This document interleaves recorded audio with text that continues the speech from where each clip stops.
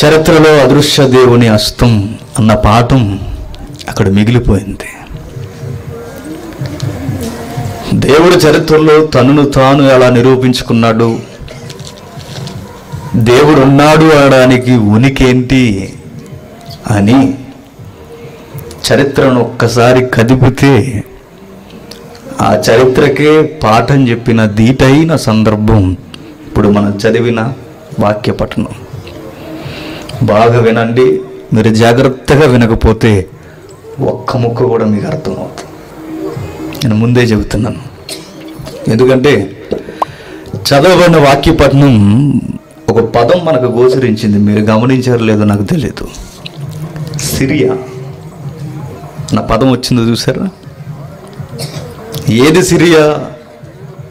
Present భూమి మీద ఈ ఆరిన నేల మీద నెత్తురుతో తడిసిపోయి వారు నివసిస్తున్న భూభాగం దద్దరెళ్ళిపోతూ చరిత్రలో స్పష్టంగా ఎప్పటికీ ప్రతిరోజు ఈ న్యూస్ మీడియా నోలలో నానిపోతున్న వార్త. దానిని గూర్చి దేవోక్తి బైబిల్లో చాలా బలంగా ఉంది. సిరియా, ఆ సిరియాను గూర్చి ఇది సందర్భం కాదు కానీ చెప్పడానికి టూకీగా మనకు కావలసిన సందర్భం మనం చదువుకున్న వాక్య పట్టణంలో ఉంది. సిరియా మీద దండయాత్రలు జరుగుతున్నాయి. భయంకరంగా అంతర్గత యుద్ధాలు జరుగుతున్నాయి. అంతర్గత యుద్ధాలంటే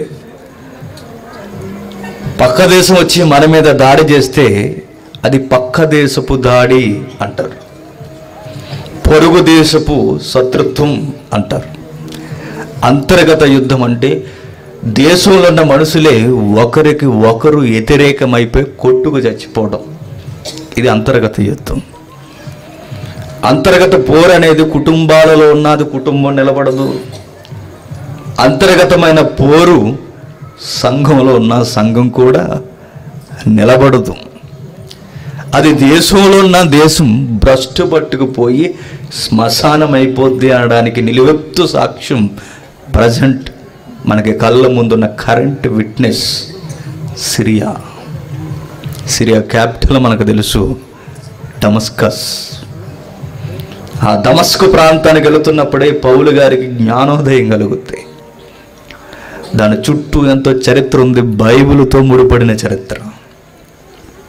దాన్ని మీరు అందుకుంటానంటే తెల్లవారే వరకు చెప్పేస్తా. మా వల్ల అవదంటే ఒక గంట మాట్లాడుకుని ముగించుకుని దాన్ని కంటిన్యూస్ నెక్స్ట్ తరగతిలో చూసుకుందాం. డీల్ ఎలా ఓకే అంటారో మీరు చెప్పండి. ఇప్పుడు చదివిన వాక్య పఠనం చాలా లోతులుగా పోవాలంటే అక్షరాలు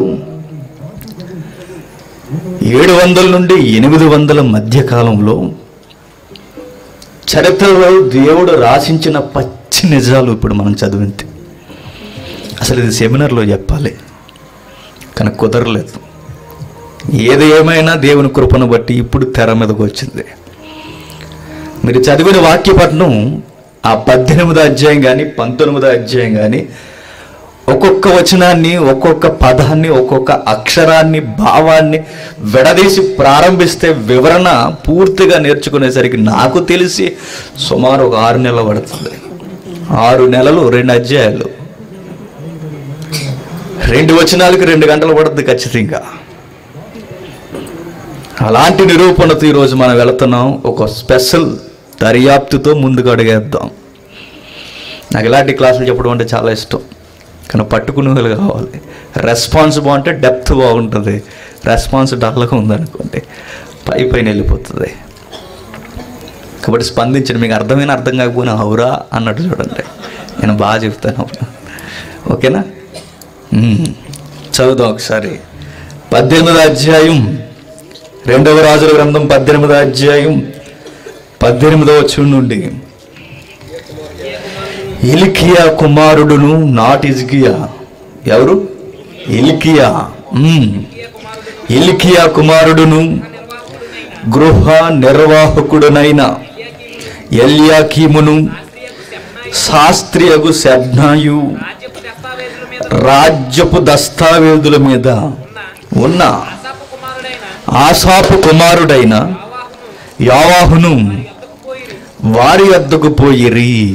జరిగిన సందర్భం చెబుతున్నాను, జాగ్రత్తగా ఉంటాయి. బైబిల్ చరిత్రలో ఇక్కడ ఈ కాంటెక్స్ట్లో అసూరు రాజులు అనేవారు ఒక మూకుమ్మడి దాడి చేస్తున్నారు. దేని మీద? యెరూషలేము మీద. యెరూషలేము మీద ఎంత భీకరమైన దాడి అంటే కూకట వేలతో పెకలించేద్దాం అనుకున్నారు. ఈరోజు సిరియాని చూడండి, సమాధులు దొడ్డెలా కనబడుతుంది. ఈరోజు చూసారా న్యూస్? చూడరా అలాంటివి చూసారా? దాన్ని రోజు మన వార్తల్లో చూస్తున్నప్పుడు ప్రింట్ మీడియా కానీ ఎలక్ట్రికల్ మీడియాలో కానీ మీరు చూడండి, మనిషి అన్నవాడు ఇక్కడ నివసిస్తాడన్న శ్మశాన దెబ్బ అయిపోయింది దేశం. ఎందుకు అలా అయిపోయింది?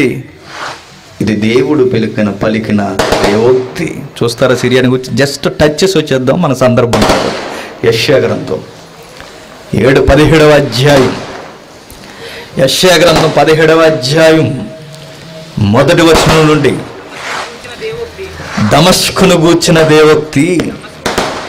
దమస్కును గూర్చిన దేవోక్తి. దేనిని గూర్చి? దమస్కు. దమస్కు. దమస్కు ప్రొనౌన్సియేషన్ ఇంగ్లీష్ డమస్కస్. దమస్కును గూర్చిన దేవోక్తి. దమస్కు అంటే సిరియాకి క్యాపిటల్ ప్రజెంట్. అప్పటికిప్పటికీ అదే పదం మనకు కనబడుతుంది. దమస్కును గూర్చిన దేవోక్తి. ఇటు సిరియాను గూర్చే దేవోక్తి ఉందా? సిరియాను గూర్చి దేవుడు చెప్పాడా? ఇప్పుడు జరుగుతున్న ఈ భయంకరమైన దాడుల గూర్చి దేవుడు బైబిల్లో ప్రస్తావించాడా? ఆరిన నేల మీద ఉన్న ప్రతి దేశాన్ని గూర్చి దేవుడు మాట్లాడాడు. చదవడం తెలియక పైన చదువుతాం మనం. ఆరిన నేల మీద ఉన్న ప్రతి దేశాన్ని గూర్చి దేవుడు మాట్లాడాడు. దాని భవిష్యత్తు ఎలా ఉండబోతుందో బైబిల్ ముందే ప్రపంచానికి ప్రకటనలు చేసింది. అలాంటి ప్రకటనల్లో ఒక ప్రకటన ఇదిగో ఈ 17వ అధ్యాయం సిరియాను గూర్చిన దేవోక్తి. సమాధులు అయిపోతాయి, పునాదులు కట్టుకోవాలని చూస్తున్నారు. సిరియా, నీ మీద మానవుడన్నవాడు నివసించడు. నీ మీద మేకలు గొర్రెలు మేస్తున్నప్పుడు దాన్ని బెదిరించి మనుష్యుడు కూడా ఉండడని బలమైన ప్రవచనాలు చెప్పబడింది. నీలో ఉన్న పౌరులు తమరబడతారు, నీలో ఉన్న పౌరులు పరుగులు తీస్తారు, నీ పసివారు నేల ఒరిగిపోతారు. ప్రవచనాల సారాంశం చెప్తున్నాను. దాన్ని మీరు చూస్తే విచిత్రం అయిపోతారండి. న్యూస్లో ప్రజెంట్ ప్రవచనానుసారంగా ఈరోజు న్యూస్లో కనబడుతుంటుంది మనకి. ఇది ఆ క్లాసు కాదు కనుక మీకు విట్నెస్లు చూపించట్లేదు నేను. నెక్స్ట్ జరిగే క్లాసు వీలైతే మీరు సంప్రదించండి. ఖచ్చితంగా ఈ వారంలో జరుగుద్ది సిరియాను గురించి. బైబిల్లో ఎలాంటి పదాలు వాడులో ఖచ్చితమైన రుజువులతో ఇప్పుడు ప్రజెంట్ దద్దరెళ్ళిపోతుంది సిరియా. బైబిల్ ఎంత ఖచ్చితమైనదో, బైబిల్ దేవుడు ఎంత ఖచ్చితమైన వాడో, బైబిల్ దేవుడు తనను తాను చరిత్రలో ప్రతి తరంలో ఎలా పరిచయం చేసుకుంటున్నాడో ఇప్పటికీ భౌగోళిక సాక్ష్యాలలో ఒక సాక్ష్యం సిరియా దద్దరెళ్ళిపోతుంది. నెత్తురుతో తడిసిపోతుంది. ఏమంటున్నాడు చూడండి. దమస్కు పట్టణం కాదు, మరి ఏమవుద్ది? శ్మశానం అవుద్ది. అది పాడై దిబ్బగా నగును. అరేలు పట్టణములు నిర్మానుష్ములగును. అవి గొర్రెల మందలు మేయు త్రావులగును. గొర్రెలు ఎక్కడ మేస్తాయి? బంజరు భూముల్లో మేస్తాయి. గొర్రెలు ఎక్కడ మేస్తాయి? మనుషులు సంచారం లేని దగ్గర పచ్చని మొలకలు మొలుస్తే అక్కడ నివసిస్తాయి. అంటే నవనాగరికత కలిగిన సిరియా, నువ్వు శ్మశానం అయిపోతావయ్యా అని చెబుతున్నాడు. ఎవరు? దేవుడు. ఇంకా ఎవడును వాటిని బెదిరింపకుండా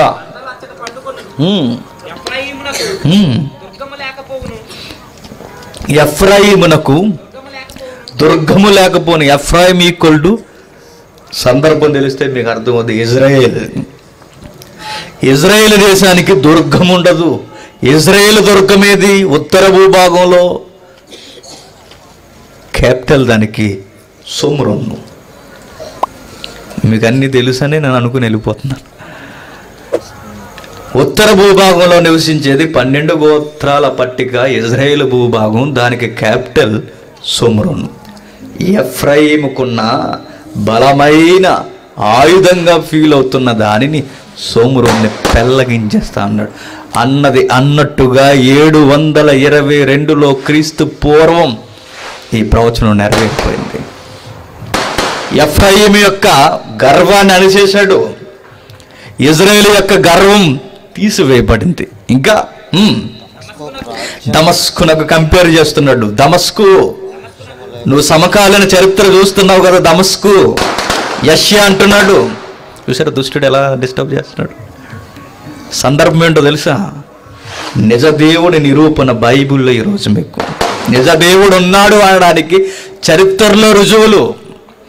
ఆ రోజు నాకు ఖాళీ లేకుండా జరిగింది, ఈరోజు వినడానికి లేకుండా జరుగుతుంది అంటే ఆ 2 రోజులు ఈ తరగతి చెప్పాలి నేను, కుదరలేదు నాకు అసలు. మళ్ళీ ఇప్పుడు చెబుదాం అనుకుంటే చూసారు ఎలా ఉందో, వాడి ప్రగల్భాలు అలానే ఉంటాయి. ఏమంటున్నాడు చూడండి 17, ఎఫ్రాయిమునకు దుర్గము లేకపోవును, దమస్కునకు రాజ్యము లేకుండును. లేకుండును అంటే జరిగిందా? జరుగుద్దా? జరుగుద్ది. దమస్కునకు ఏముండదు? రాజ్యం ఉండదు. ఇప్పటికి స్టిల్ మీరు ఆలోచించండి, దమస్కుకు ఒక రాజ్యం అంటూ లేదు.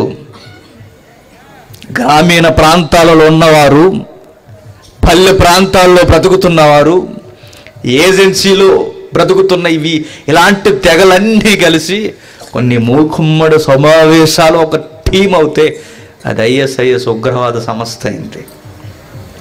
ప్రత్యేకించి రాజ్యం అంటూ సిరియాకి ఏమీ లేదు. సాయిద్ అనే కుటుంబం 1971 వరకు పరిపాలించేది సిరియా దేశాన్ని. బలమైన దండయాత్ర జరుగుతున్నప్పుడు మేమున్నామన్నట్టుగా ఈ కుటుంబం తెర మీదకి వచ్చింది. తరాలు పాలన చేసింది అదే కుటుంబం. నియంత పాలనకు వరకు ప్రజలను దిగజార్చేసింది. వారి ఇష్టమే వారికి రాజ్యాంగం. పౌరులు తట్టుకోలేకపోయారు. మీదేనా రాజ్యం, మీదేనా అధికారం, మీరు అన్నదే జరగాల, ఎంతకాలం ఈ వైరాగ్యం అని ప్రజలు తిరగబడినప్పుడు, మరి ముఖ్యంగా సిరియా పౌరులు తిరగబడినప్పుడు ఆ కుటుంబానికి వ్యతిరేకంగా, ప్రభుత్వానికి వ్యతిరేకంగా గోడల మీద వారికి వ్యతిరేకమైన రాతలు రాశారు. అక్కడే ప్రారంభమైంది ఇక దాళ్ళ మీద దాడులు, అంతర్గత యుద్ధాలు. ఒకరికి పొసగక ఆ కుటుంబాన్ని ఎలా అయినా గద్దెన దించాలని, వారిని గద్దె దించడానికి, ప్రభుత్వాన్ని పడగొట్టడానికి మాతో చెయ్యెవరు కలుపుతారంటే తెర మీదకి వచ్చింది వేగంగా ఉగ్రవాద సంస్థ ISIS. వారిలోకి ప్రజలందరూ వేగంగా చేరిపోయారు. ఎప్పుడైతే వేగంగా చేరిపోయారో ఇప్పుడు ఒకరికొకరికి, అటు ప్రభుత్వానికి ఇటు అంతర్గత ఈ మూకుమ్మడి ప్రజానికానికి పడగా కొట్టుకు చచ్చిపోతుంది దేశం. ఇది ఇప్పుడు ప్రజెంట్ జరుగుతుంది. కానీ విచిత్రం ఏంటో చెప్పనా? చదివితే చరిత్రలా కనబడుతుంటుంది. చరిత్ర వెనక్కి వెళ్ళి చూస్తే అది చేస్తున్నది నేనే అంటాడు దేవుడు. అదే దేవోక్తి. మీకు కనబడుతున్నది అక్షరానుసారమైన చరిత్ర. దాని వెనకెళ్ళి చూడు, ఆ దేశం అతలాకుతలం అవడానికి గల కారణం, ఒకరి మీద ఒకరు దుమ్మెత్తుకు పోసుకుని చావడానికి గల కారణం నేనే దాన్ని ముట్టడి దెబ్బగా చేసేస్తానన్నాడు. ఎలా చేస్తాడో? ఆకాశం నుండి చెయ్యేమి రాదు. నీకు అర్థమవుతుందా? ఆకాశం నుండి దేవుడు చెయ్యేమి పెట్టడు బయటికి. దేవుడేమి తన కాలుతో దేశం మీద రుద్దడు. నీ కన్నును నీ చేత్తో నీ పొడిపిస్తాడు. నీ పక్కనున్న వాడిని నీ మీదకే శత్రువుగా లేపేస్తాడు. అది దేవుడు కలగజేసుకోవడం అంటే. ఇప్పుడు సిరియా అంతర్గత యుద్ధంతో నలిగిపోతుంది. దాని గురించి చెబుతున్నాడు. 2కి వెళ్ళిపోతాం, మనకి ఎక్కువ టైం అవుతుంది. ఇశ్రాయేలు ప్రభావమునకు జరిగినట్లు సిరియాలో నుండి శేషించిన వారికి జరుగును. సైన్యములకు అధిపతియగు యెహోవా ఈ మాట సెలవిచ్చుచున్నాడు. ఏమని? ఇశ్రాయేలుకి జరిగినట్టే, నా పిల్లలను పిలుచుకున్న ఆ ఏర్పాటు జనాంగానికి జరిగినట్టే, సిరియా నన్ను నమ్ముకొనకపోతేవి కదా, నీ స్థితిగతులే బాగున్నాయి అనుకుంటున్నావు కదా, భవిష్యత్తు నీదనుకుంటున్నావు కదా, నీ భవిష్యత్తు నేను చెప్తా. నీకు పుట్టగతులు ఉండవని చెప్పాడు. ఒకసారి సరదాగా తరగతి అయిన తర్వాత ఇంటికి వెళ్ళి చూడండి, సిరియాను కూర్చిన చరిత్రను కొట్టండి, గూగుల్ తల్లిని అడిగి, ఏం కనబడదండి. సముద్రాల మీద పారిపోయేవారు కొందరు, 6 నేళ్ల మీద నడిచిపోయేవారు కొందరు, ఎడారి భూభాగాల గుండా పారిపోయేది మరికొంతమంది ప్రజానికి. ముక్కు పచ్చలారని పసి పిల్లలు రక్తం గక్కుగుండు చచ్చిపోతున్నారు. చూసారా వార్తలు అవి? దేవుడు చెప్పాడు, సిరియా నీ వైరాగ్యాన్ని నేను తగ్గిస్తాను. సిరియా జరగాల్సినది జరుగుతుంది ఇప్పుడు ప్రజెంట్. మీకు ఎందుకు ఇది చెప్పానంటే ఇది క్లాసిక్ ఎగ్జాంపుల్ ఈ తరగతికి. బైబిల్లో ఒక విషయాన్ని దేవుడు ప్రస్తావించాడంటే చరిత్ర పుటల్లో ఖచ్చితంగా డాక్యుమెంట్స్ ఉండాల్సింది, అంతేక ఖచ్చితమైన రుజువులు దేవుడు కనిపించేలా ప్రపంచానికి పరిచయం చేస్తాడు. అలాంటి విషయాల్లో ఒక విషయం జరుగుతుంది. ఇప్పుడు మనం చదువుతున్న సందర్భం ఆల్రెడీ జరిగింది. ఆ జరిగిన దాన్ని ఇప్పుడు తెర మీదకి మనం దర్యాప్తు తీసుకొస్తున్నాం. ఎందుకయ్యా అంటే ఒకడు ప్రకంపనలు సృష్టిస్తున్నాడు, పేలాపనలు వేలుతున్నాడు. ఏమని? దేవుడు ఉన్నాడా అంటున్నాడు. ఎవడాడు?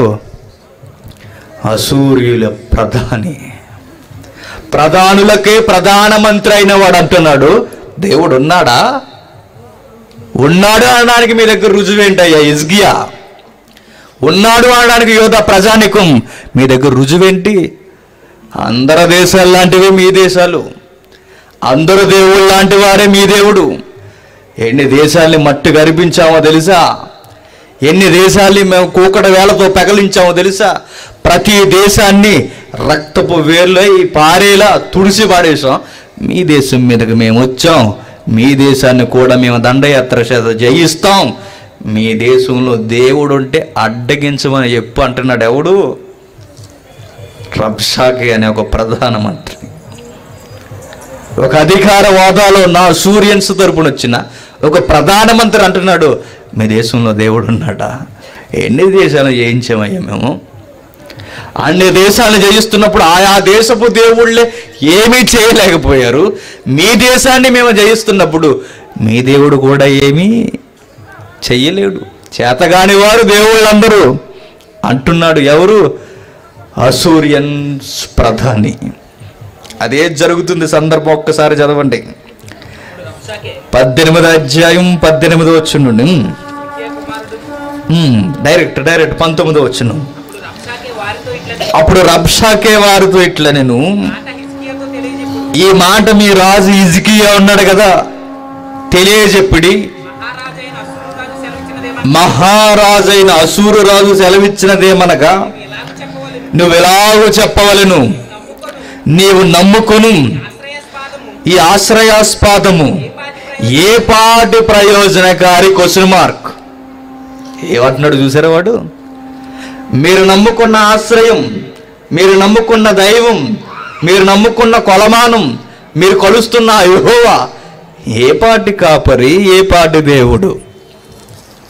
అసూరు రాజు చెవులో చెప్పి బహిరంగంగా ప్రకటన చేయమని ప్రధానులకు ప్రధానిని పంపడవాడి ప్రధాన కేడర్ ఏంటంటే రబ్షాకే.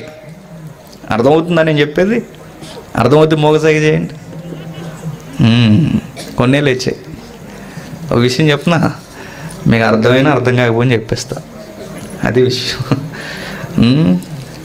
నాకు తెలిసి 2-3 వచనాల కన్నా ఎక్కువ అవుతుంది ఈరోజు. కేవలం 2-3 వచనాలే, కానీ 2 గంటలు పట్టవచ్చు, కానీ 2 గంటలు చెప్పాలండి.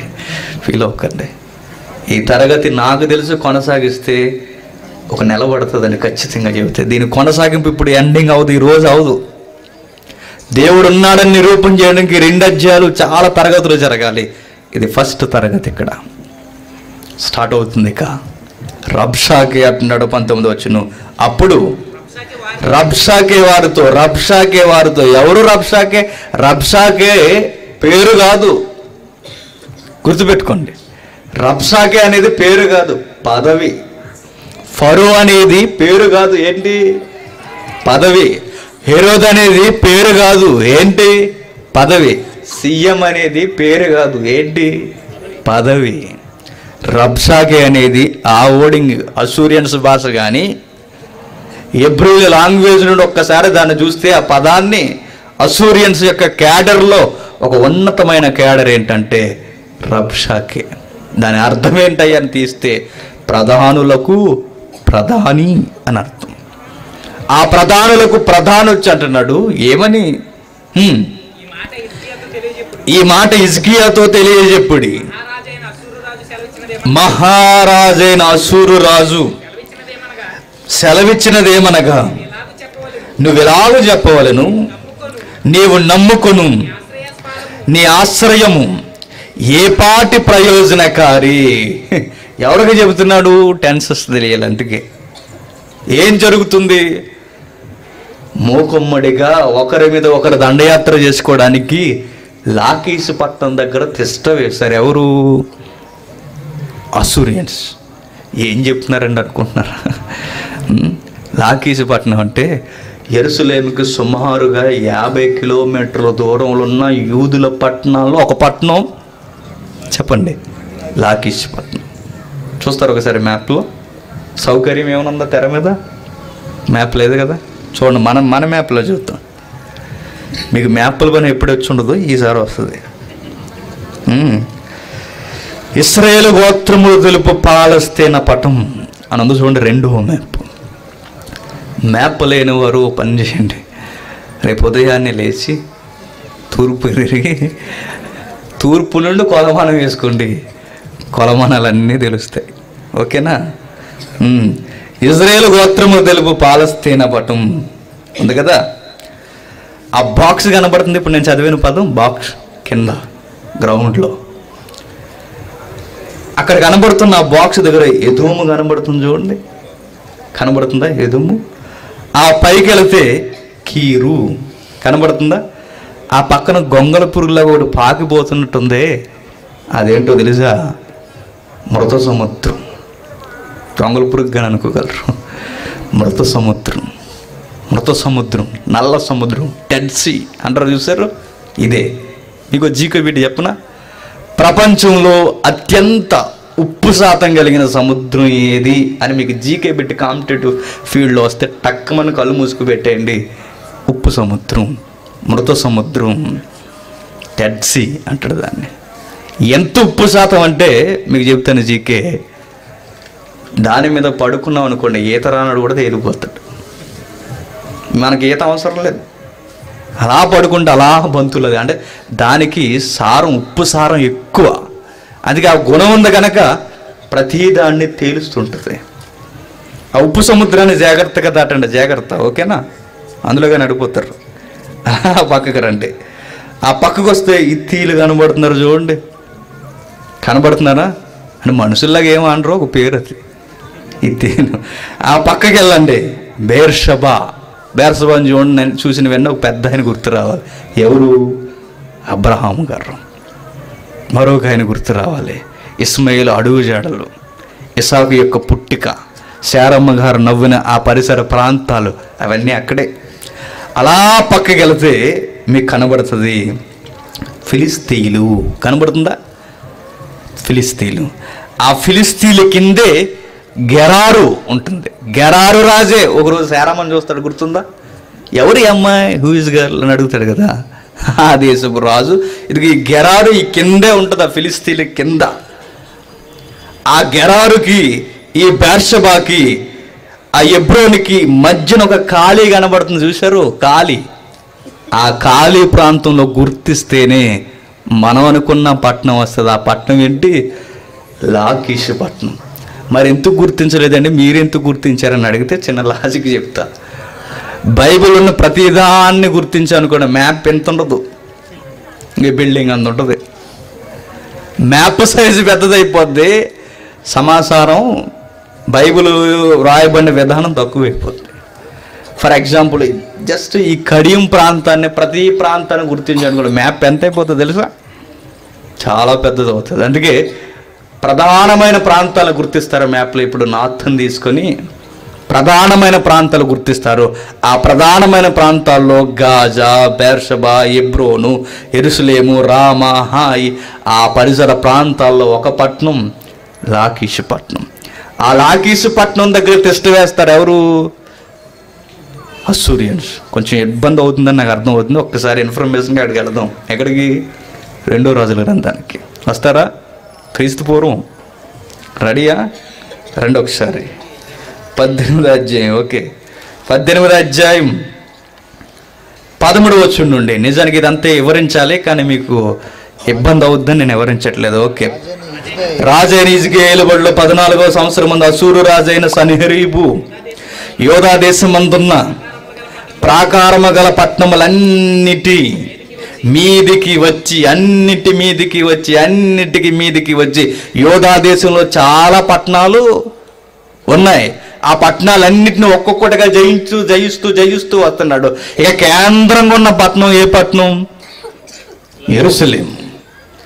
ఆ యెరూషలేం మీదకి కన్నేశాడు.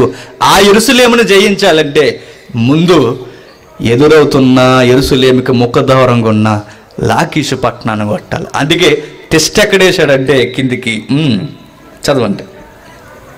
యోధా రాజైన హిజ్కియా లాకీషు పట్టణమందుండు అసూరు రాజు నద్దకు దూతలను పంపి లాకీషు పట్టణమందుండు. ఎక్కడున్నాడు? లాకీషు పట్టణమందున్నాడు. అక్కడ టెస్ట్ వేసి మెసేజెస్ పంపుతున్నాడు. ఎవరికి చెప్పండి? హిజ్కియాకి.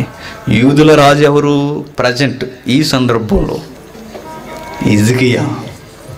మర్చిపోకండి, హిజ్కియా యూదులకు రాజు హిజ్కియా అయితే యూదులకి క్యాపిటల్ ఏది? రాజధాని ఏది? అమరావతి కాదు, ఏది? యెరూషలేం.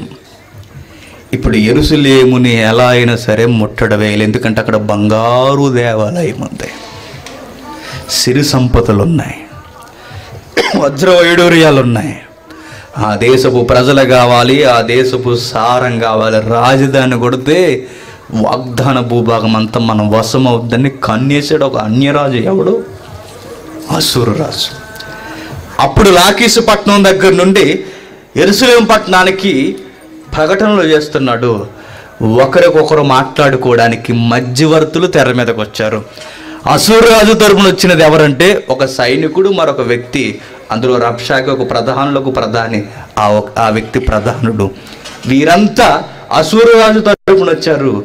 హిజ్కియా తరపు నుండి వెళుతున్న వ్యక్తులే 18వ వచనంలో కనబడుతున్న వ్యక్తులు. ఎవరు ఆ వ్యక్తులు? ఇప్పుడు చదవండి. హిల్కియా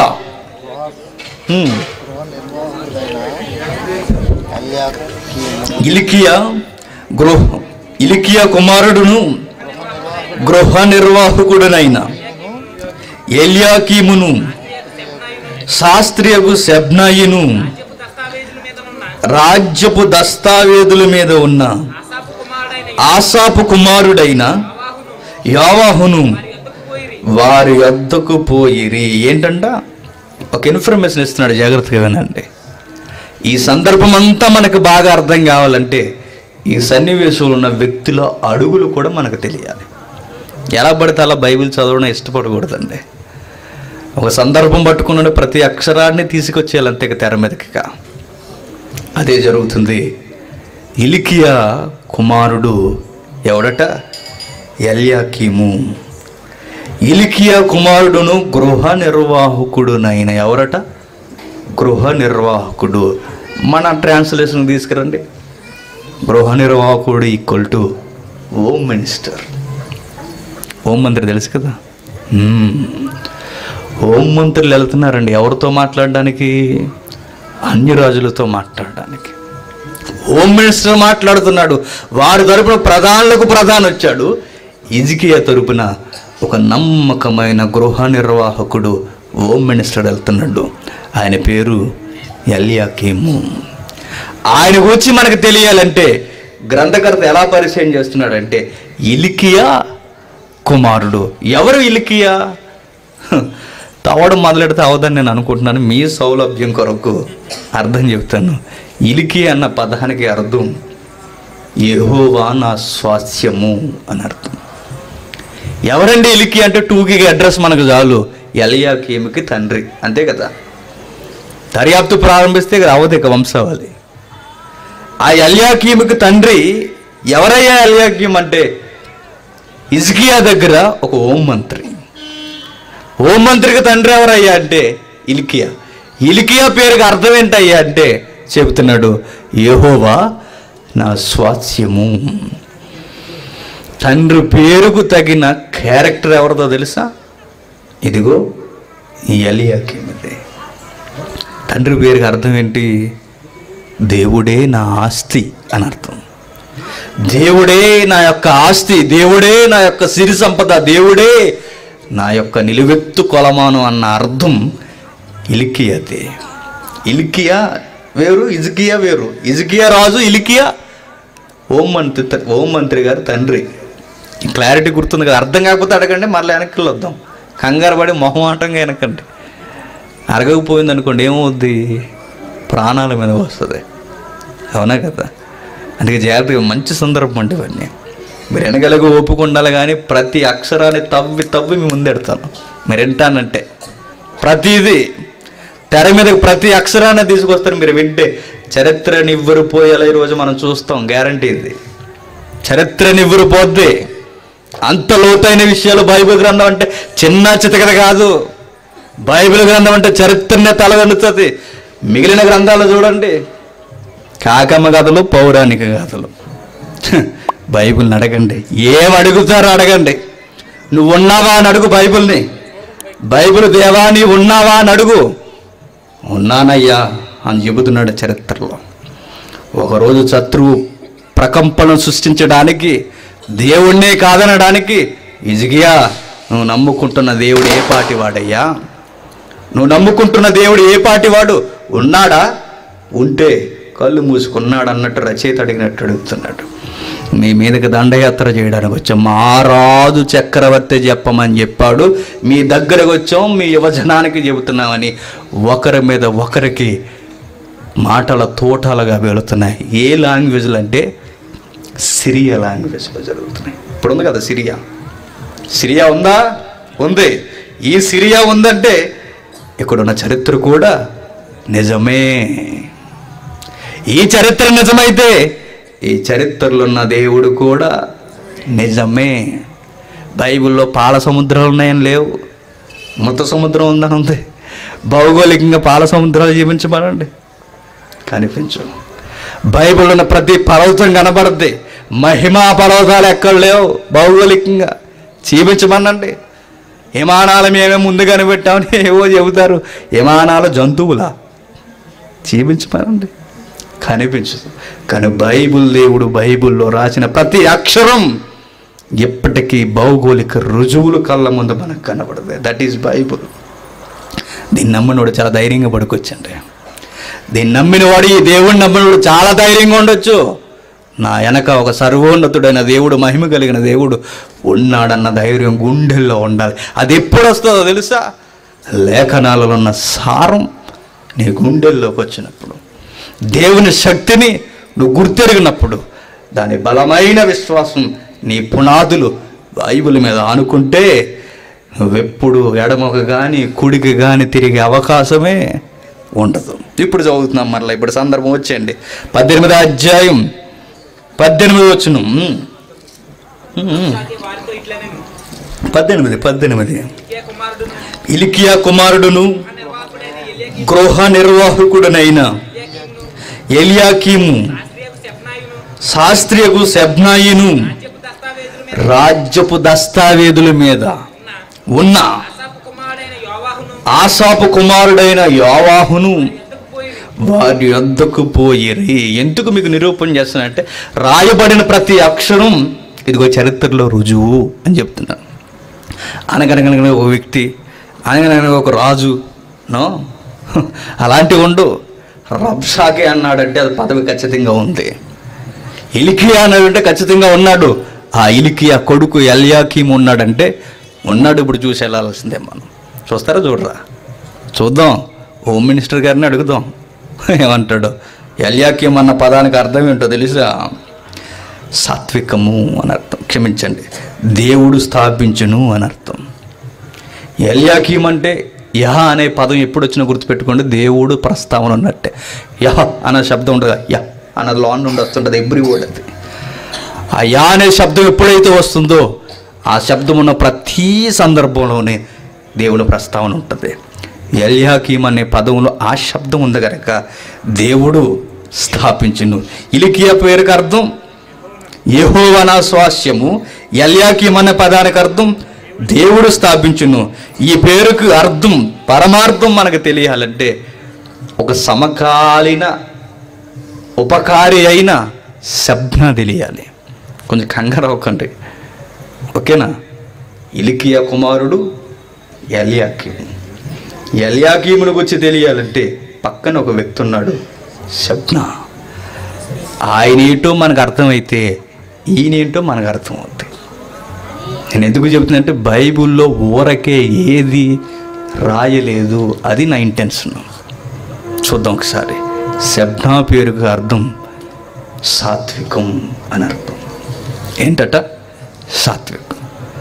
ఈ ఎల్యాకీము తెర మీదకి రావడానికి ముందు, ఇతను గృహ నిర్వాహకుడు అవ్వడానికి ముందు, ఈ గృహ నిర్వాహకుల పాలనలో హోమ్ మినిస్టర్గా ఎవరు ఉండేవారు తెలుసా? ఫస్ట్ శబ్నా ఉండేవాడు. ఈ శబ్నా ఎలా అంటాడంటే, ఈ రోజున్న హోమ్ మినిస్టర్లు ఎలా అంటాడో ఆ రోజు ఈయన ఎలా అంటాడు. ఈరోజు హోమ్ మినిస్టర్లు ఏం చేస్తున్నారు? రాష్ట్రం బాగు వీరికి అనవసరం, వాళ్ళ కుటుంబాలు బాగుంటే చాలు. ఈరోజు మంత్రులు చూడండి, కుటుంబాలు బాగుంటే చాలు, ప్రజల మధ్య తైతెక్కలాడుతూ, తాగుతూ, సింధులేస్తూ, సుఖభోగాల మధ్య పెరుగుతూ, ఆస్తుల మీద ఆస్తులు సంపాదించుకుని, కోట్ల కట్టుకుని, వాటి మీద మంచాల మీద పరుండి మత్తులో తూలుతున్న ఈ పరిస్థితి ఆ రోజు ఎవరికి ఉండేదో తెలుసా? శబ్నాకు ఉండేది. ఫస్ట్ మినిస్టర్ ఆయనే, హోమ్ మినిస్టర్. వాడు చేసిన తైతెక్కలకి క్యాడర్ మార్చి పక్కన ఉపమంత్రిగా పడేసి ఆ క్యాడర్లోనికి ఎవరిని తీసుకొచ్చాడు తెలుసా? దేవుడు ఎల్యాకీముని తీసుకొచ్చాడు. ఎక్కడుందండి ఇదంతా అనుకుంటున్నారు కదా? కావాలా వద్ద విట్నెస్? కావాలి. ఇంతటితో సమాప్తం అంటే నిద్రపోతారా? నిద్రపోరు కదా. యెషయా గ్రంథం 22వ అధ్యాయం. యెషయా గ్రంథం 22వ అధ్యాయం 13వ వచనం నుండి, రేపు చచ్చిపోదుము కనుక జాగ్రత్తగా వినండి. హోమ్ మినిస్టర్ ఏమంటున్నాడు చూడండి. ఏటట? రేపు చచ్చిపోదుము కనుక తిందుము తాగుదుము అని చెప్పి ఎడ్లని వధించుచు, గొర్రెలను కాయుచు, మాంసము తినుచు, ద్రాక్షారసము తాగుచు సంతోషించి ఉత్సాహింతురు కాగా, ప్రభు సైన్యములకు అధిపతియగు యెహోవా యెషయా నాకు ప్రత్యక్షమై నాకు వినబడినట్లు ఇట్లనుచున్నాడు, మీరు మరణము కాకుండా మీ దోషమునకు ప్రాయశ్చిత్తము కలుగదని ప్రభువును సైన్యములకు అధిపతియగు యెహోవా ప్రమాణపూర్వకముగా సెలవిచ్చుచున్నాడు. ప్రభువును సైన్యములకు అధిపతియగు యెహోవా ఇలాగూ సెలవిచ్చుచున్నాడు, గృహ నిర్వాహకుడనైన శబ్నాను ఈ విచారణకర్త యొద్దకు పోయి అతనితో ఇట్లను జరుగుతున్న సందర్భం ఏంటి? ప్రజలు తైతెక్కలాడుతూ, తింటూ, తాగుతూ, సుఖభోగాల మధ్య ఉంటే, మీతో కూడా నేను సిందేస్తాను, మీతో కూడా నేను డ్యాన్స్ చేస్తాను, మీతో కూడా నేను తాగుతాను, మీతో కూడా నేను ఉన్నానని ప్రజల మధ్య ఇలాంటి సుఖాలకు అలవాడిపోయిన ఈ మంత్రికి బుద్ధి చెప్పమంటున్నాడు యెషయాని పంపి. పాస్టర్ అంటే, సేవకుడు అంటే ఎలా ఉండాలో తెలుసా? అధికారులకు కూడా బోధ చేయాలి. మొన్న మధ్య ఒక ఆయన చనిపోయాడు, గుర్తుందా మీకు? బిల్లీ గ్రహం గారు. అమెరికా 13 మంది ప్రెసిడెంట్లకి సువార్త చెప్పాడు. అది సేవకుడి శైలి. యెషయా గారు ఏం చేస్తున్నారు తెలుసా? హోమ్ మినిస్టర్ చెప్పబోయే ఇల్లు అన్నాడు. ఎవరు? దేవుడు. హోమ్కి చెప్పెళ్ళి రాష్ట్రం నీచమైన దౌర్భాగ్యపు పరిస్థితుల్లోనికి దిగజారిపోతుంటే, విలువలు మర్చిపోయి రేపు చచ్చిపోతాం కనుక తిందాం తాగుదామని తైతెక్కలాడుతూ, భవిష్యత్ తరాలకి నాశనమైన పునాదులు వేస్తున్న వీరిని కనీసం పట్టించుకోనకుండా ఎక్కడ తెచ్చాడయ్యా ఈ హోమ్ మినిస్టర్ అని అడుగుతున్నాడు దేవుడు. వెళ్ళి చెప్పవయ్యా యెషయా, వెళ్ళి చెప్పు. ఒక్కొక్కడికి చెవులు గింగిర్లమనేలా చెప్పట్టున్నాడు యెషయా. అప్పుడు వెళ్తున్నాడు భుజాల మీద వార్త పట్టుకుని. ఎవరు? యెషయా గారు సువార్త ఎవరికి చెబుతున్నారు చూడండి. ఎవరికి? హోమ్ మినిస్టర్కి. ఇంకా ఎవరికి? సీఎంకి. సీఎం ఎవరక్కడ? హిజ్కియాకి చెబుతున్నాడు, చక్రవర్తులకు చెబుతున్నాడు. ఎవరయ్యా చక్రవర్తి అంటే ఆ ప్రపంచ దేశాన్ని జయిస్తున్న చక్రవర్తి అశూరు రాజు. వాడు కూడా చెబుతాడు. చెప్పామంటే కింద ఉన్నవాడి దగ్గర నుండి పైన ఉన్నవాడికి ఒకేలా ఉండాలి గాస్పల్. మనం ఎలా చెప్తాం? పెద్దోళ్ళకి అయ్యా అన్నట్టు చెప్తాం, చిన్నోళ్ళ దగ్గర దంచేస్తాం. అలా కాదు అసలు. పౌలు గారు చూడండి, అగ్రిప్ప ముందు ఒకలాగా మాట్లాడాడు, సామాన్యుడి దగ్గర ఒకలాగా మాట్లాడాడు. ఏవయ్యా నన్ను క్రైస్తవం చేస్తాడు? సులభంగానో దుర్లభంగానో ఎవడైతే ఏముంది అన్నాడు. ఎవరు?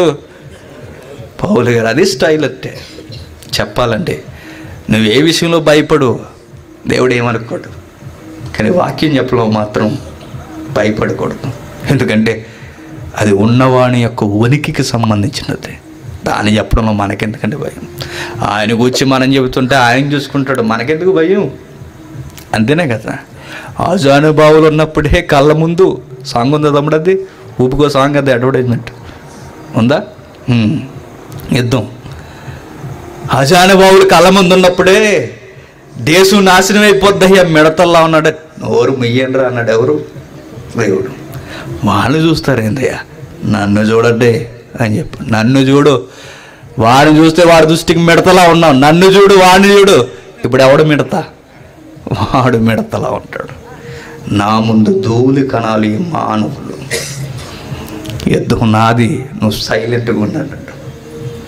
అందుకే యెహోషువ అంటాడు, అందుకే అబ్రహాం అంటాడు, అందుకే మోసే అంటాడు, యుద్ధము యెహోవాదే, ఆస్వాదించడం మా వశం, కత్తి పట్టేది ఆయన. ఒక్కసారి ఆ సాంగ్ చూడండి, అవుతుందా? ఒక్కసారి ఓకే చూద్దాం. ఏం చదువుతున్నాం మనం? 22వ అధ్యాయం 15వ వచనం. ఓమ్కి చెప్పండి అంటున్నాడు. ప్రభువును సైన్యములకు అధిపతియగు యెహోవా ఇలాగు సెలవిచ్చుచున్నాడు, గృహ నిర్వాహకుడైన శెబ్నాను ఈ విచారణకర్త యొద్దకు పోయి అతనితో ఇట్లనుము, ఇక్కడ నీకు ఏమి పని? ఇక్కడ నీకెవరున్నారు? నీవిక్కడ సమాధిని తొలిపించుకోనేలా ఎత్తైన స్థలమున సమాధిని తొలిపించుకొనుచున్నాడు, శిలలో తనకు నివాసము తొలిపించుకొనుచున్నాడు. ఏంటండి పోయే కాలం హోమ్ మినిస్టర్కి?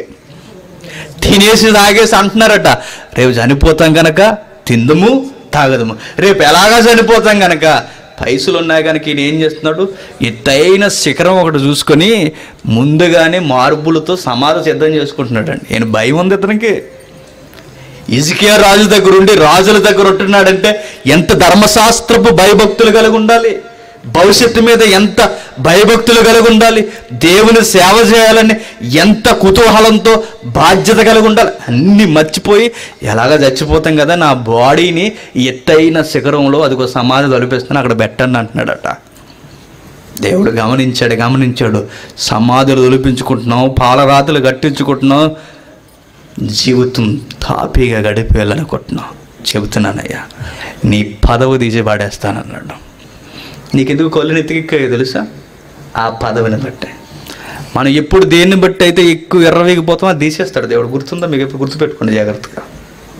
కింద నుండి వెళ్తుంటాం కదా, ఏదైతే పెట్టుకుని మనం ఎక్కువ ఎర్రవీగుతుంటాం అది తీసి పెడతాం. అప్పుడు ఎక్కడికి వెళ్ళాలి అక్కడికి వెళ్తాం ఖచ్చితంగా. మనం వెళ్తాం కదా, అప్పుడు అంటాం, దేవా ప్రభువా ఈ బలహీనుడైన దాసుని జ్ఞాపకం చేసుకోవా మరొక్కసారి అంటాం. అది ముందు నుంచి ఉందనుకోండి, జాగ్రత్తగా ఉంటాం. అప్పుడప్పుడు పైకి వెళ్తాయి. ఎలా? ఎవరికి? ఇది ఇలా ఎంతకెళ్ళినా ఒదిగి చూడాల్సిందే, కిందకే కదా చూడాలి. నిలబడింది ఎక్కడ? భూమి మీద కదా. గాల్లో తెలిసినట్టు ఫీల్ అవుతే ఎలా ఉంటుంది? తెగిపోదా పంక? తెగిపోద్ది. నాకు అలాగే ఎక్కువైపోయినాయి, ఎక్స్ట్రాలో బాగా ఎక్కువైనాయి అండి. దేవుడు ఇచ్చాడు అధికారం. హిల్కియా కుమారుడైన ఎల్యాకీమును సీన్లోకి దించాలనుకుంటున్నాను. ఏం జరుగుతుంది? ఈ సందర్భం ముగించి సాంగ్ చూద్దాం. ఇదే మీకు అడ్వర్టైజ్మెంట్, ఓకేనా? ఓకే. ఇదిగో బలాఢ్యునొకణ్ణి విసిరివేయినట్లు యెహోవా శబ్నా నిన్ను ఒడిగా విసిరివేయును, ఆయన నిన్ను గట్టిగా పట్టుకొనును, ఆయన నిన్ను మడిచి ఒకడు చిండు వేసినట్లు విశాలమైన దేశములోనికి నిన్ను విసిరివేయును. నీ యజమాని ఇంటి వారికి అవమానము తెచ్చినవాడా, అక్కడ నేను మృతి పొందెదవు. నీ ఘనమైన రథములు అక్కడనే పడియుండును. నీ స్థితి నుండి యెహోవానగు నేను నిన్ను తొలగించెదను. నీ ఉద్యోగము నుండి ఆయన నిన్ను త్రోసివేయను. ఆ దినమున నేను నా సేవకుడైన హిల్కీయా కుమారుడగు ఎల్యాకీమును పిలిచి అతనికి నీ చొక్కాయిని తొడిగించి నీ నడుకట్టు చేత అతన్ని బలపరిచి నీ అధికారం అతనికి ఇచ్చెదను. అతడు యెరూషలేము నివాసులకు యోధా వంశస్థులకు తండ్రి అగును. చూసారా పదవి ఎలా పోయిందో? శబ్నా, నీకు తెలియట్లేదయ్యా. సాత్వికం ఎక్కడ కుదరదు. సాత్వికం ప్రజలు పాడవుతున్నప్పుడు కుదరదు.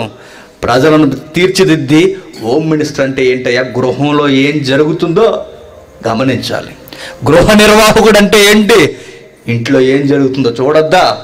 బాధ్యతలు మర్చిపోయి ఇంటి యొక్క భవిష్యత్తును మర్చిపోయి తిరుగుతున్న తైతక్కలాడుతున్న ప్రజలను సరిచేసి ధర్మశాస్త్రపు అండర్లో పెట్టి ఎప్పటికప్పుడు ఈ వివరణ సమాచారాన్ని రాజు దగ్గరికి తీసుకెళ్ళి, రాజా ఇది జరుగుతుందయ్యా, ప్రజల మీద బలమైన జీవోలు జారీ చేయండి, ధర్మశాస్త్రపు ఆజ్ఞలు బలముగా ప్రజల మీద కుమ్మరించండి, లేదంటే యోధా దేశానికి భవిష్యత్తు ఉండదని ఎప్పటికప్పుడు ప్రజల యొక్క అడుగు జాడలు మోసుకెళ్ళాల్సిన ఈ పెద్ద మనిషి సమాధి దవ్వించుకుంటున్నాడట. అందుకే అన్నాడు, నువ్వు పోతావు సీన్లోకి, హిల్కీయా కుమారుని పెడతాను. పోతావన్నాడు యెషయా గారి ద్వారా, పోయాడు. ఇప్పుడు ఎవరు వచ్చారు సీన్లోకి? ఎల్యాకీము. ఇప్పుడు హోమ్ మినిస్టర్ అయ్యాడు. ఇప్పుడు వెళ్తున్నారు హోమ్ మినిస్టర్ గారు. హోమ్ మినిస్టర్ పక్కన ఉపమంత్రి. ఎవరు ఉపమంత్రి అయిపోయాడు? ఎవరు? శబ్నా ఉపమంత్రి. ఇప్పుడు రాజ్యపు దస్తావేజుల మీద ఉన్న యావాహు, ఆసాపు కుమారుడైన యావాహు. రాజ్యపు దస్తావేజులు అంటే ఏంటో తెలుసా? రికార్డెడ్ డాక్యుమెంట్స్ అంటారు వాటిని. చాలా ఎవరిని అవసరం. ఒక్కసారి ఊరట కలిగించడానికి ఈ పాట చూడండి. మరలా కలుసుకుందాం. ఫీల్ అవ్వకండి, అరగంటలో వదిలేస్తా, ఒట్టేసి చెబుతున్నా, ఓకేనా?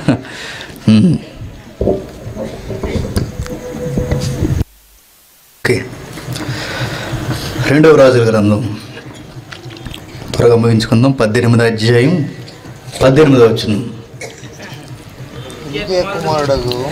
హిల్కీయా కుమారుడగు గృహ నిర్వాహకుడనైన ఎల్యాకీమును, శాస్త్రియగు శబ్నాయిను, రాజ్యపు దస్తావేజుల మీదనున్న ఆసాపు కుమారుడైన యోవాహును వారి యొద్దకు పోయి. ఎవరి యొద్దకి?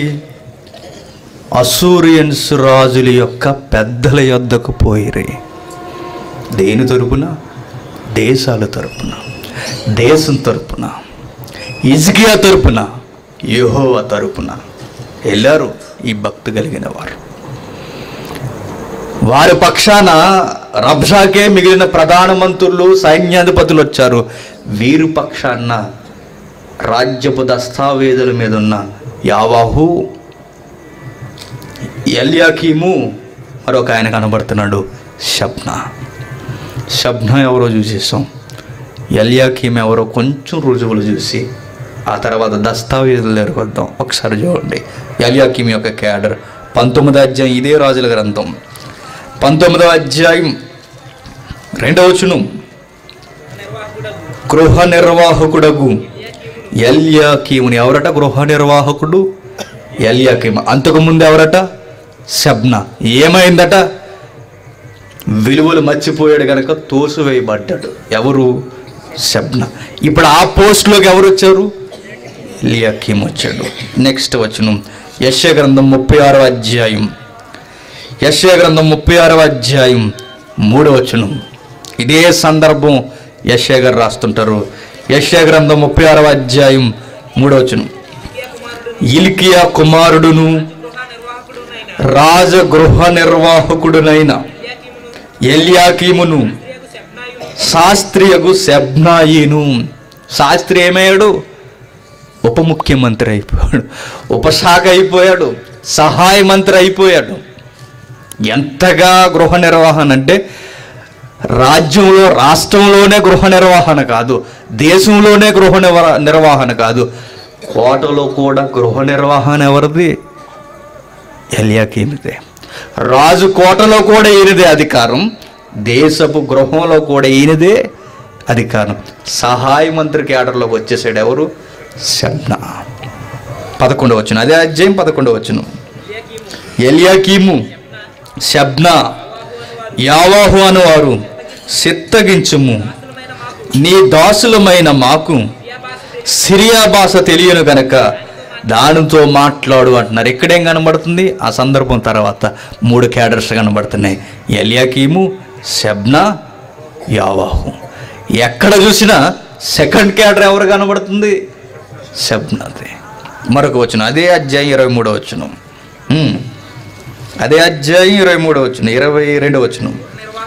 గృహ నిర్వాహకుడును ఇలికియా కుమారుడైన ఎల్యాకీమును, శాస్త్రియగు శెబ్నాయిను, రాజ్యపు దస్తావేదుల మీదున్న ఆసాపు కుమారుడగు యోవాహును బట్టలు చింపుకొని హిజ్కియా యొద్దకు వచ్చి రబ్షాకే పలికిన మాటలన్నీ తెలియజెప్పురి. అక్కడ జరుగుతుంది. ఎక్కడ? 2వ రాజుల గ్రంథం 18వ అధ్యాయంలో జరుగుతున్న సందర్భం, 2వ దినవృత్తాంతాలు 32వ అధ్యాయంలో జరుగుతున్న సందర్భం, యెషయా గ్రంథం 36వ అధ్యాయంలో జరుగుతున్న సందర్భం. 3 ఒక్కటే, 3 సందర్భాలు ఒక్కటే. 3 గ్రంథకర్తలు ఖచ్చితమైన వివరణ ఇస్తున్నారు. ఒక్కదానికి ఒకటే వ్యతిరేకం ఉండదు. అది బైబిల్ అంటే. 3 గ్రంథకర్తలు ఒకే చరిత్రను చెబుతున్నారు. 3 వివరణలో అక్షరాలు ఏదైతే జరిగిందో అదే మనకు స్పష్టమైన సత్యం మనకు కనబడుతుంటుంది. యెషయా చెప్పింది రాజుల గ్రంథం బహుశా యెరెమియా అంటారు, యెరెమియా చెప్పింది. ఇంకా రాజులు, యెరెమియా, దినవృత్తాంతాలు చెప్పింది ఆ గ్రంథకర్త. 3 గ్రంథకర్తలు సుమారుగా రాజులు, దినవృత్తాంతాలు యెరెమియా అంటారు, సమకాలీనది ఎవరో వృత్తాంతాలు రాశారంటారు. ఏదన్నా సందర్భం వచ్చినప్పుడు తేల్చిపడేద్దాం అంటే ప్రస్తుతానికి 3 గ్రంథకర్తలు చెబుతున్నారు ఒకే సందర్భం, ఒక్క ప్రాంతంలో ఉన్నారు అని, ఒకే గదిలో ఉన్నారని పొరపాటు పడకండి. ఆయా ప్రాంతాల్లో బ్రతుకుతూ ఒకే కాలంలో బ్రతికిన వారైనా ఒక్క దిక్కును కూర్చొని రాసింది కాదు ఈ 3 గ్రంథకర్తలు. ఇప్పుడు మనకు కావాలి రాజ్యపు దస్తావేజుల మీద ఉన్నాడట ఎవరు? ఆసాపు కుమారుడు యోవాహు. ఎవరై ఆసాపు అంటే సమయం సరిపోదు కానీ ఆసాపు అన్న పేరుకు అర్థం సమకూర్చుట అని అర్థం. ఏంటది? సమకూర్చుట. అర్థం అంటున్నారు ప్రతిసారి. ఏమర్థం అని అనుకుంటున్నారు మీరు? అర్థం అంటే ఎబ్రూ అర్థాలు అవి. వాళ్ళ పేర్లకి ఒక అర్థం, ఆ జీవితానికి ఒక పరమార్థం ఉంటాయి. మన పేర్లకి ఎంకే అంటారు, పొల్లయ్య అంటారు. ఏట్రా అర్థం అంటే? పొల్లయ్య అంటే పొలలనా? ఏం అర్థం పడుతుంది? మన పేర్లకు అర్థాలు ఉండవు. ఎబ్రూ వర్డ్స్ మీరు గమనించండి, ఎబ్రూ పదాలు మీరు గమనించండి. ఆ పదాలకు ఒక అర్థం, సమకాలీన చరిత్ర, ఆ చరిత్రతో ముడిపడి ఉన్న జీవితాలు. అది బైబిల్లో ప్రతి పదానికి ఒక అర్థం. ఇప్పుడు ఆసాపన్న పేరుకు అర్థం సమకూర్చుట. నిజంగా సమకూర్చుట అన్న పదానికి అర్థం జీవన శైలి ఖచ్చితంగా ఎవరిలో కనబడుతుందో తెలుసా? యావాహులో కనబడుతుంది. యావాహు యొక్క ఉద్యోగం, డ్యూటీ ఏంటి? దస్తావేజుల మీద అధికారి. సమకూర్చుట అంటే ఏంటి? కొంచెం బాగా వినండి. రికార్డ్ చేయాలి ప్రతిదాన్ని జాగ్రత్తగా రాయాలి. ఏది ప్రతిదీ జాగ్రత్తగా రాయాలి? అక్కడే ఉంది కదండి రాజ్యపు దస్తావేజ్. చదవండి ఒకసారి, మీరు శాతపడి చేసినట్టు చూస్తున్నారు. ఒకసారి చదవండి 18వ అధ్యాయం, అదే రాజుల గ్రంథం 18వ అధ్యాయం 18వ వచనం. ఇలికియా కుమారుడును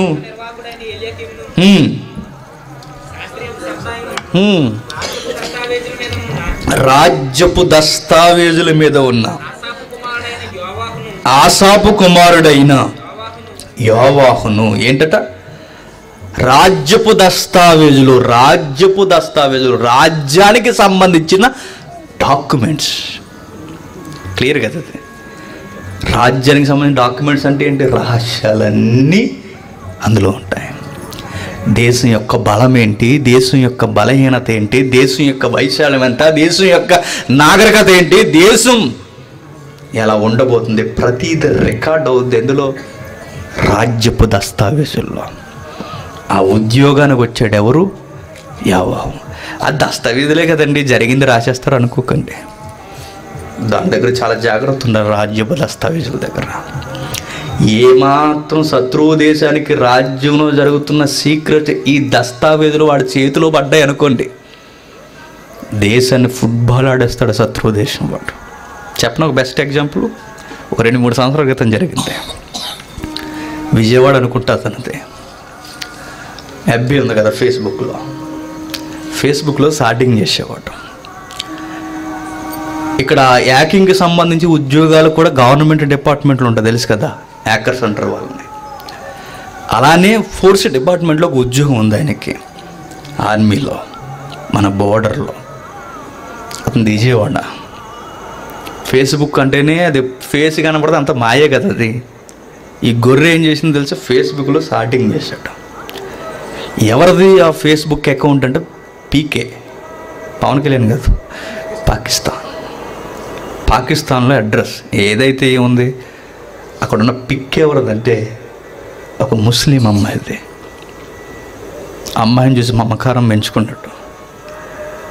అలాంటిది ఏమీ లేదని ప్రేమగా మాట్లాడుకున్నారు, సార్టింగ్ చేసుకున్నారు. ఎంత డెప్త్కి వెళ్ళిపోయిందంటే ఇతడు ఉద్యోగం చేస్తున్నది ఎక్కడంటే సైనికుల దగ్గర ఉద్యోగం చేస్తున్నాడు. ఎంత సైన్యం ఉంది, ఎన్ని పిరంగులు ఉన్నాయి, ఆయుధ బలం ఎంత, మానవ బలం ఎంత, బోర్డర్ యొక్క సరువులు ఎక్కడున్నాయి, ఎక్కడ ఏ టైములో ఎన్ని సెంట్రీలు పడతాయి, ఎక్కడ ఏ టైంలో ఎలాంటి పరిస్థితులు ఉంటాయి, అన్ని సమాచారం వీడి దగ్గర ఉంటుందండి. వీడు దాంతో సార్టింగ్ చేస్తున్నాడు. విచిత్రం ఏంటో తెలుసా? అమ్మాయి ఫోటో ఎంత డెప్త్కి వెళ్ళిందంటే ఒకరికి ఒకరు ఏం మాట్లాడుకోకూడదు అన్నీ మాట్లాడేసుకుంటున్నారు. పాకిస్తాన్ అబ్జర్వ్ చేసింది. ఒక ఇండియన్ మన పాకిస్తాన్ అమ్మాయితో మాట్లాడుతున్నాడు. ఎవడు వీడనే ఆమెకు తెలియకుండా వీడికి తెలియకుండా గవర్నమెంట్ ఫోకస్ చేసింది. ఎప్పుడైతే ఫోకస్ పెట్టిందో వెంటనే అమ్మాయి దగ్గరికి వెళ్ళారు. ఇదిగో అమ్మాయి, శత్రు దేశమైన భారతదేశంతో సార్టింగ్ చేస్తున్నావు కదా, వెరీ గుడ్, నీ యొక్క సహాయం మాకు కావాలి, హెల్ప్ చేస్తావా అని అడిగారు. చేయకపోతే కాల్చి పడేస్తారు. అలా ఏమో మమకారం ఉన్న వల్ల చేస్తానయ్యా అంతే, నువ్వు ఇలాగే సార్టింగ్ చేయి. వాడి అడ్రస్ మొత్తం మాకు తెలిసింది. వాడు సైన్యంలో, భారత సైన్యంలో పనిచేస్తున్నాడు. ఎక్కడెక్కడ ఏం జరుగుతుందో నువ్వు మమకారంగా అడిగి కూపిలాగే అన్నారు. అడుగుతుంది చక్కగా, ఏ ఉద్యోగం చేస్తారు, ఎంతమంది ఉంటారు, ఎక్కడ ఎలా ఉంటారు, అన్నం తిన్నారా, ఏం కర్రీ, ఏ కదా ఉంటాయి స్టార్టింగ్లో. ఇలా మమకారంగా అన్నీ అడిగింది, అన్నీ చెప్పేస్తాడండి. మెరుపు దాడులు ఒకదాని తర్వాత ఒకటి కోలుకోలేకుండా సైన్యం మీద దాడులు జరుగుతున్నాయి. చివరికి ఎక్కడికంటే బ్యారెక్లు అంటారు, బ్యారెక్ నివాసాలు ఉండేవి, అక్కడ కూడా దండయాత్రలో దాడి జరిగిపోతుంది.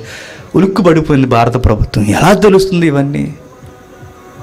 మన అడుగుని గమనించి ముందుగానే శత్రు సైన్యం ఇంత దగ్గరకు వచ్చి మెరుపు దాడులు ఎలా కొడతారు? మెరుపు దాడిని ఫీల్డ్ లాంగ్వేజ్లో ఏమంటారంటే గొరిల్లా యుద్ధం అంటారు.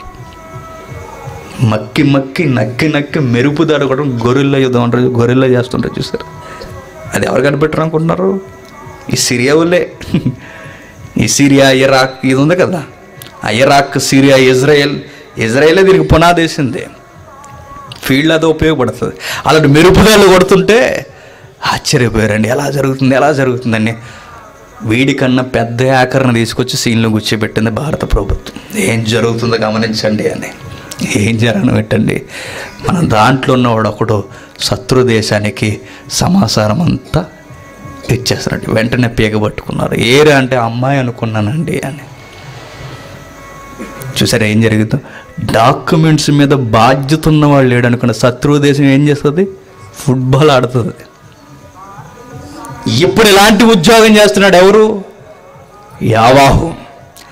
ఏమాత్రం ఈ డాక్యుమెంట్స్, ఈ రహస్యాలు అసూరు రాజు చేతిలోకి వెళ్ళాయనుకోండి, ఇంకా మాటలతో పని లేదు. ఇక ఎక్కడి నుంచి కొట్టాలో అక్కడి నుంచి యెరూషలేమును కొట్టేస్తారు. అలాంటోడు సీన్లోకి వెళుతున్నాడంటే దేశాన్ని అమ్మేయాలనుకుంటే అమ్మేచ్చా? అమ్మేయవచ్చు. కానీ అలాంటి చేయట్లేదు. జాగ్రత్తగా సమకూరుస్తుంది. ఇప్పుడు చూడండి ఆయన బాధ్యత ఉంటుంది. అదే మాట రెండో మాట, అదే అధ్యాయం రెండో మాట.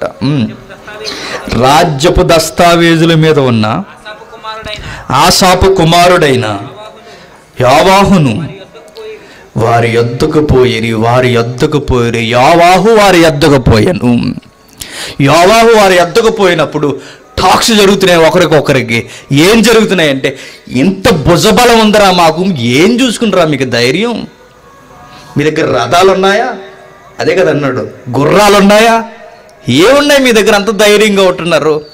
మీ రాజు మభ్య పెడుతున్నాడు హిజ్కియా, ఏదో చూడమని నమ్ముకోమని చెబుతున్నాడు. మీరు నమ్మి మోసపోకండి, బీడి భూములు అయిపోతే మీ దేశాలు. ఇన్ని ప్రకటన చేస్తున్నప్పుడు మంత్రులకు అర్థమైతే బ్రతికితే బలుసాగు తింటామయ్యా, నీ పంచం చేరిపోరు.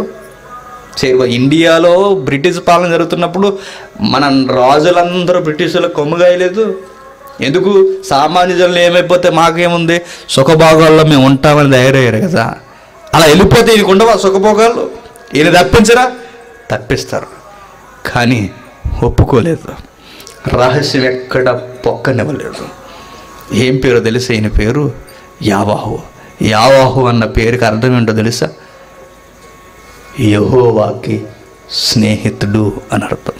ఏంటంటే మంచి పేరు కదండి. యావాహు అంటే యెహోవాకి స్నేహితుడు. యెహోవాకి స్నేహితుడా? యా, అవును. యెహోవాకి స్నేహితుడు అంటే మర్మాలు ఎరుగుట ఎవరి వశం? యెహోవా వశం. ఇప్పుడు దేశపు మర్మాలు ఎరిగే బాధ్యత ఎవరి వశం? యావాహు వశం. అందుకే స్నేహితుడు. అందుకే స్నేహితుడు. ఎలా స్నేహితుడు అయ్యాడంటే, ఇదిగో ఒక మానవుడితో దేవుడు సహవాసం చేస్తే ఆ సహవాసం చేసిన సహోదరుడు ఎలా ఉంటాడో చూడాలనుకుంటే చరిత్ర చెప్తుంది. యావాహును చూడండి. యావాహు అలా ఉన్నాడంటే చూడక మంచి వచనం చూద్దాం. అదే 2వ రాజుల గ్రంథం 18వ అధ్యాయం, అదే కంటిన్యూషన్, అదే వచనం. ఏం మాట్లాడుతున్నాడు చూడండి రబ్షాక్కి. రాజ్యపు దస్తావేజుల మీద ఉన్న ఆసాపు కుమారుడైన యోవాహును వారి యొద్దకు పోయిరి. అప్పుడు రబ్షాకే వారితో, హోమ్ మినిస్టర్తో, రాజ్యపు దస్తావేజుల మీద ఉన్న వ్యక్తితో, యోవాహుతో, ఉపమంత్రి అయిన షబ్నాతో, వీళ్ళతో అంటున్నాడు. ఏమన్నా తెలుసా? 19వ వచనం. ఈ మాట హిజ్కియాతో తెలియప్పుడు, మీ రాజు హిజ్కియా ఉన్నాడు కదయ్యా, చెప్పండి మీ చక్రవర్తికి, మహారాజు మారాజైన అసూరు రాజు సెలవిచ్చినదేమనగా, నువ్వెలాగు చెప్పవలను, నీవు నమ్ముకొను ఈ ఆశ్రయాస్పాదము ఏ పాటి ప్రయోజనకారి, యుద్ధ విషయములో నీ యోచనయు నీ బలమును వట్టి మాటలే, ఏమనకూడదు అవన్నీ అంటున్నాడు చూడండి వాడు. యుద్ధ విషయములో నీ యోచన నీ బలము వట్టి మాటలు, ఎవరిని నమ్ముకుని నా మీద తిరుగుబాటు చేయుచున్నావు. చూసారు దేవుడిని ఏమంటున్నాడు? ఎవడట? ఎవరిని నమ్ముకున్నావు నువ్వు? ఏం నమ్ముకుని నా మీద తిరుగుబాటు చేస్తున్నావు? యుద్ధం కోసం ఏదో ఆలోచన చేస్తున్నావు. నీ ఆలోచన నీ మాటల సరళి వట్టివయ్యా, గాలి ముందు పేలిపోయి తేలిపోయే వట్టి గింజలు లాంటివి. ఏం నమ్ముకున్నావు నువ్వు? ఏం నమ్ముకున్నావు అనే సమాధానం ఈ మనుషులు చెప్పకుండానే వాడు ఎలా వాగుతున్నాడు చూడండి కిందకి. ఇంకా ఏమంటున్నాడు? నలిగిన రెల్లు వంటి ఈ ఐగుప్తిని నమ్ముకొనుచున్నావు కదా. ఏమంటున్నాడు? నలిగిన రెల్లు వంటి ఐగుప్తిని నమ్ముకున్న. ఇటు ఐగుప్తి ఎందుకు నలిగింది తెలుసా? ఐగుప్తి ఎందుకు నలిగిపోయింది చెప్పండి? రెల్లులా? దేవుడే కదండి నలిపేశాడు. తెగులు రప్పించి నైలు నది నీళ్లను రక్తంగా మార్చి ధూళిని లేపి వారు నమ్ముకున్న దైవాలన్నీ మట్టి గరిపించి శిశువులను చంపి వారి భవిష్యత్తును అగమ్య గోచరం చేసింది ఎవరు? దేవుడు. ఆ దేశం నవనాగరికత ఆ రోజుల్లో ఐగుప్తి. ఆ దేశం ఈరోజు నలిగిన రెల్లులా అయిపోయింది. దాన్ని నమ్ముకుంటున్నాం. ఈడేదో నలిపేసినట్టు ఫీలింగ్ ఇస్తున్నాడు. ఎవరు? అసూరు రాజు. చరిత్ర మర్చిపోతున్నారండి. చరిత్ర ఇలా చదువుకున్నాం అనుకోండి, ఇలా జరిగిందా అనుకుంటాం. చరిత్రను ఒక్కసారి బైబిల్ కోణంలో చూడండి, దేవుడు ఇలా చేశాడా అని తెలుస్తుంది. దేవుడే చేస్తాడు. ఐగుప్తిని, నలిగిపోయిన ఐగుప్తిని నమ్ముకున్నావా? ఎస్, ఐగుప్తిని నమ్ముకున్నానంటే ఐగుప్తిని కూర్చు కూడా దేవోక్తి వచ్చింది తెలుసా ఈ పెద్ద మనిషికి? చూస్తారు ఒకసారి, చూడండి ఒకసారి, ముగించుకుందాం త్వరగా. యెషయా గ్రంథం 19వ అధ్యాయం, యెషయా గ్రంథం 19వ అధ్యాయం మొదటి వచనం. యెషయా గ్రంథం 19వ అధ్యాయం మొదటి వచనం. ఐగుప్తిని గూర్చిన దేవోక్తి ఏటట? ఐగుప్తిని గూర్చిన దేవోక్తి, యెహోవా వేగము గల మేఘము ఎక్కి ఐగుప్తికి వచ్చుచున్నాడు. ఐగుప్తి విగ్రహములు ఆయన సన్నిధిని కలవరపడును. ఐగుప్తిల గుండె కరుగుచున్నది. నేను ఐగుప్తిల మీద ఐగుప్తిలను రేపదను, సహోదరుల మీదకి సహోదరులను, పొరుగువారి మీదకి పొరుగువారును లేచెదరు. పట్నముతో పట్నము యుద్ధము చేయును, రాజ్యముతో రాజ్యము యుద్ధము చేయును. ఎవరి కోసం? మొత్తం ఈ అధ్యాయం చదవండి ఇంటికి వెళ్ళిన తర్వాత. ఎవరి కోసం? ఐగుప్తి కోసం.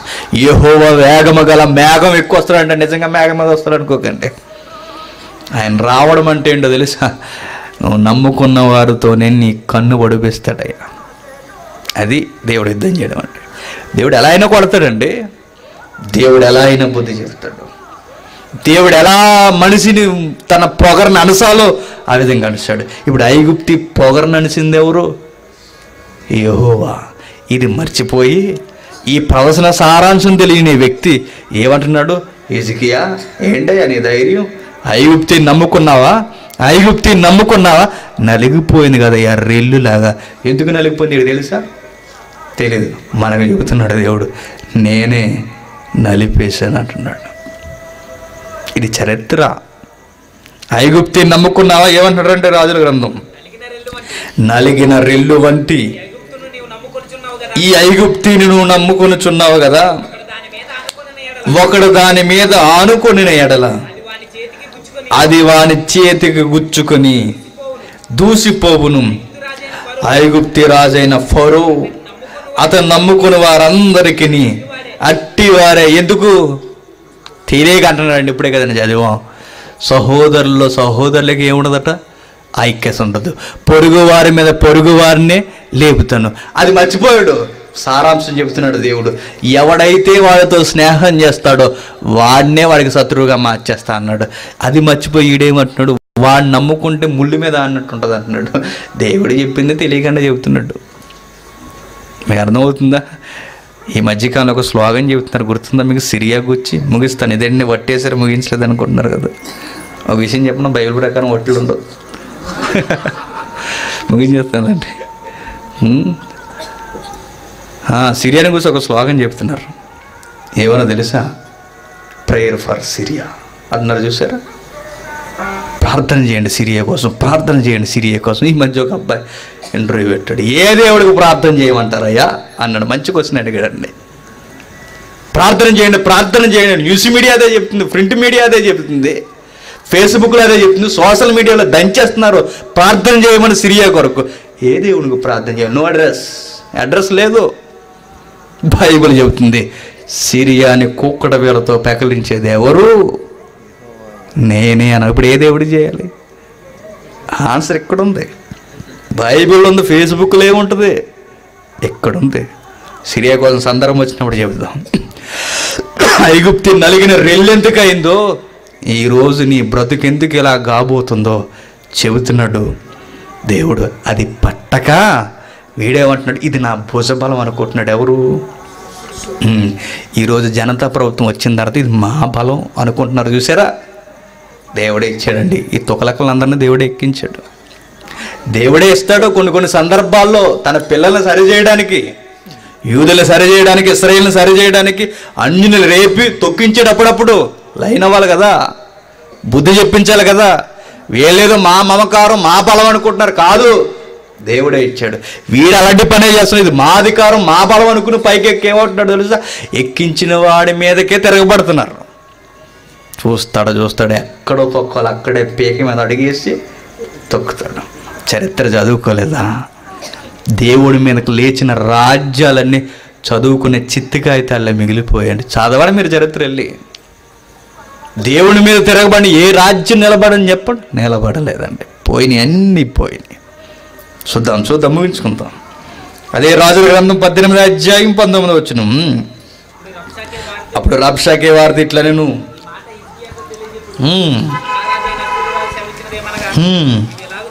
నువ్వు ఎలాగూ చెప్పవలను, నువ్వు నమ్ముకొను నీ ఆశ్రయము ఏ పాటి ప్రయోజనకారి, యుద్ధ విషయములో నీ యోచనయు నీ బలము వట్టి మాటలే. ఎవరిని నమ్ముకొని నా మీద తిరుగుబాటు చేస్తున్నావు? నేను నలిగిన రెల్లు వంటి ఐగుప్తి నువ్వు నమ్ముకొనుచున్నావు కదా. ఒకడు దాని మీద ఆనుకుని ఎడల వది వాని చేతికి గుచ్చుకొని దూసిపోవును. ఐగుప్తి రాజైన ఫరో అతను నమ్ముకున్న వారందరికీ అట్టివాడే. మా దేవుడైన యెహోవా మేము నమ్ముకొనుచున్నామని మీరు నాతో చెప్పుదురేమో. సరే, యెరూషలేమునందున్న ఈ బలిపీఠమునద్ద మాత్రమే మీరు నమస్కారం చేయవలనని యోధా వారికిని యెరూషలేము వారికిని ఆజ్ఞ ఇచ్చి హిజ్కియా ఎవని ఉన్నత స్థలములను బలిపీఠములను పడగొట్టెను. ఆయనే కదా యెహోవా. ఏమంటున్నాడు చూసారా? మీ దేవుడు దేవుడు దేవుడు దేవుడు అని దండాలు పెట్టి ఆయన మీద మమకారం పెంచుకుంటున్నారు కదా. ఏ బలిపీఠం దగ్గర అయితే కొలుస్తున్నారో ప్రజలందరినీ ఆయన చెప్పి చూడమని చెబుతున్నాడే. ఆ యెరూషలేము నడిబొట్టునుందే ఆ బలిపీఠానికి సంబంధించిన ఆ దృశ్యం సాదృశ్యం ఆయనే కదా యెహోవా అంటే. వీడికి ఏం కనబడుతుందో తెలుసా? దేవుడు అంటే ఈ కళ్ళ ముందు కనబడి బలిపీఠం కనబడుతుందండి. బలిపీఠం దేవుడు కాదు, బొడుద్దే అంటుంది బైబిల్. బలిపీఠం దేవుడు కాదు, బలిపీఠం మీదకి దిగే మహిమను ఆడుకున్న ఒక ఆయన పైన ఉన్నాడు. వీడు దేవుని చూస్తున్నాడు, బలిపీఠమే కదా. అదేనా మీ దేవుడు అంటే అంటున్నాడు. మనల్ని కూడా ఏమనుకో, మీ దేవుడు అంటే బైబిలే కదా అనుకుంటారు. మీ దేవుడు అంటే సంఘమే కదా, మీ దేవుడు అంటే ఆ దృశ్యమే కదా. ఏం చూస్తున్నారు లౌకిక ప్రజలందరూ? బయట ఉన్నవి చూస్తారు. అసురు రాజు కూడా ఏం చూస్తున్నాడు? బయట ఉన్నదాన్ని చూస్తున్నాడు. ఆ యెహోవా అన్న వారిని ఎవరన్నా మీరు నమ్ముతున్నారు? సరే, నాకు చెబుతున్నారు చాలా కథ, మీరు చెప్పండి అంటూ ఏమంటున్నాడు చూడు, ముగించుకుందాం. కావున చెత్తగించి అసురు రాజైన నా ఏలిన వానితో పందెము వేయము. మరలా గొలియత్ వస్తున్నట్టుంది చూడండి. అసురు రాజైన నా ఏలిన వానితో పందెము వేయము. 2000 గుర్రముల మీద రౌతులను ఎక్కించుట నీకు శక్తి ఉన్న ఎడల నేను వాటిని నీకు ఇచ్చేదని ఎంత హేళన చేస్తున్నాడండి. ఏమంటున్నాడు? ఏంటంట? 2000 గుర్రముల మీద రౌతులను ఎక్కించుటకు నీకు శక్తి ఉన్న ఎడల నేను వాటిని నీకు ఇచ్చేదని. ఏమన్నాడు తెలుసు? ఇండైరెక్ట్గా రథాలు నేను ఇస్తాను, గుర్రాలు నీ దగ్గర ఉన్నాయా అన్నాడు. అంటే దాని అర్థం ఏంటి? అయ్యో హిజ్కియా బాబు, ప్రధానమంత్రులారా, మీ దగ్గర రథాలు మేము ఫ్రీగా ఇస్తానే, కనీసం రథాలకు కట్టుకోవడానికి గుర్రాలు లేవు, ఏంట్రా మీ పొగరని అడుగుతున్నాడు. నీకు అర్థమైందా? గుర్రాలే మీ దగ్గర లేకపోతే ప్రజలు ఉన్నది ఏ పాటి వారయ్యా మీరు? చిన్ని భూభాగం మీది, ప్రజలు చిన్న భూభాగం, గుర్రాలే కరువు, రథాలే లేవు, సైన్య బలమే లేదు, ఏమీ లేదు మీకు. దేన్ని నమ్ముకుని మీకు ఇంత ధైర్యం? దేన్ని నమ్ముకుని ఇంత ధైర్యం? ఆ క్వశ్చన్ మార్క్స్ ఎలా ఉన్నాయి చూడండి. దేని నమ్మి ఈ అధ్యాయం, ఆ 32 అధ్యాయం దుర్వృత్తాంతాలు, ఆ యెషయా గ్రంథం చదివితే సారం ధీటుగా ఉంటుందండి. దేని నమ్మన్న ఈ సందర్భం దేన్ని తెలియజేస్తుందో తెలుసా? దేవుడు ఉన్నాడా లేదన్నది చరిత్రలో కనబడుతుంది. అసురు రాజులు అడిగారు, ఉన్నాడా మీ దేవుడు? అసలు ఉంటే రమ్మని పందెం కాస్తారా? మేము రథాలు ఇస్తాం, మీ దగ్గర గుర్రాలు ఉన్నాయా? బైబిల్ ఉంటుంది, గుర్రాలతో పని లేదు ఆయనకి, రథాలతో పని లేదు ఆయనకి. ఒక్క దేవతో దిగితే చాలు. Single hand. ఫిగర్ ఎంత తెలుసా? 180,000 మంది. గుర్రాలు ఎందుకురా మాకు? రథాలు ఎందుకు మాకు? సీన్లోకి ఏం దిగాలి? ఇప్పుడు మానవ బలంగా దిగాల్సినదే.